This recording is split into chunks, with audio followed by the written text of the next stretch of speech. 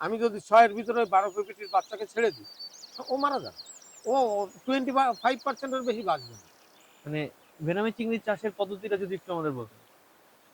এটা প্রথম হচ্ছে পুকুর রেডি করা।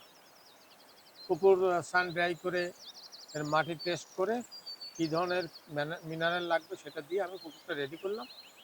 এইবার মাছের বাচ্চা বাচ্চা কবে পাবো এই সিওরিটির পরে ঠিক 15 দিন আগে আমি পানি তুলব।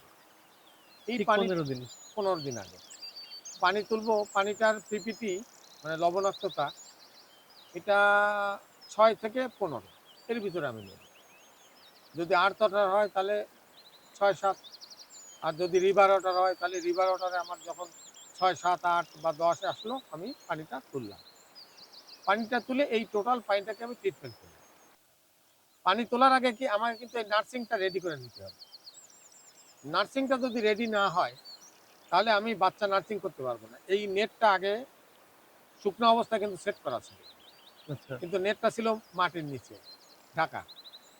আচ্ছা। আমি পানিটা ট্রিটমেন্ট করার পরে এই নেটটা তুলে নার্সিংটা রেডি করেছি। নার্সিং রেডি করে আমি বাচ্চাটাকে প্রথমে এখানে আমাকে অ্যাডজাস্টমেন্ট করতে হয়।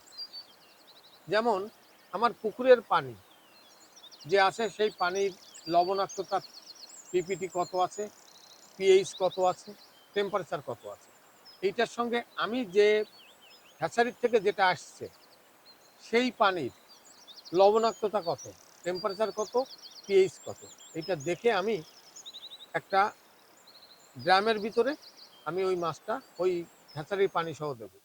আর একটা পলিথিনে উপরে একটা পলির ভিতরে আমার পুকুরের পানি দিয়ে নিচে ছিদ্র করে দেবো। ওই পানি আস্তে আস্তে ওর সঙ্গে মিশবে। যখন এই মাছ সহ ওই পানিটা পুকুরের পানির same PPT, same pH, same temperature হবে, তখনই আমি বাচ্চাটা নার্সিংয়ের ভিতর ছাড়বো। আচ্ছা, এতে করে আর কি আস্তে আস্তে অভ্যস্ত হইলো না, পোনাগুলো। এই এই যদি অভ্যস্ত মানে অ্যাডজাস্ট না হয় হুম। তাহলে তো বাচ্চাটা মারা যায়।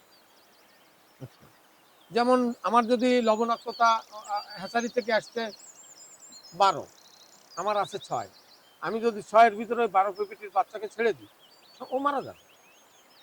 ও 25% এর বেশি বাঁচবে না। আচ্ছা। এমন হতে পারে টোটাল মারা গেছে। তাহলে আমাকে এটা অ্যাডজাস্ট করে নিতে হবে।